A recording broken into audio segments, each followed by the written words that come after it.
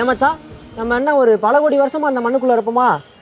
அவ்வளோ நாள் இருந்துமே இந்த ஃப்ளோசோமியோ கேண்டிடே அப்படின்ற ஒரு பூச்சினை மட்டும் மழை பெஞ்சா மட்டும்தான் மச்சான் நம்மளை தேடி வருது. ஏமாச்சான் வெயில் காலத்தில் மட்டும் ஏன் வரமாட்டேன்னு கேட்ட வேண்டியதானே?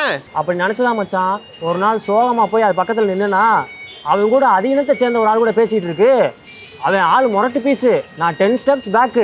யாராக இருந்தா என்ன மச்சான், மழை காலத்தில் மட்டும் அந்த பூச்சியை நம்மளை தேடி வருது? மச்சான் மழை பெய்யும் போது தான் நம்மளால் ஜியோசனையும் மெத்தில் ஐசோப்ரோனைல்ன்ற 2 கெமிக்கலையும் சுரக்க முடியும். மழை பெய்யும் போது நம்ம உடம்புல அடிக்கிற அந்த கெமிக்கல் வாசனை தான் மண்ணில் இருந்து வர்ற வாசனைன்னு மக்கள்கள் நம்பிக்கிட்டு இருக்காங்க. மச்சான் இதனால நமக்கு என்னடா லாபம்? இவங்களுக்கு வாசனையை கொடுக்கணும், நமக்கு என்ன தலையெழுத்தா?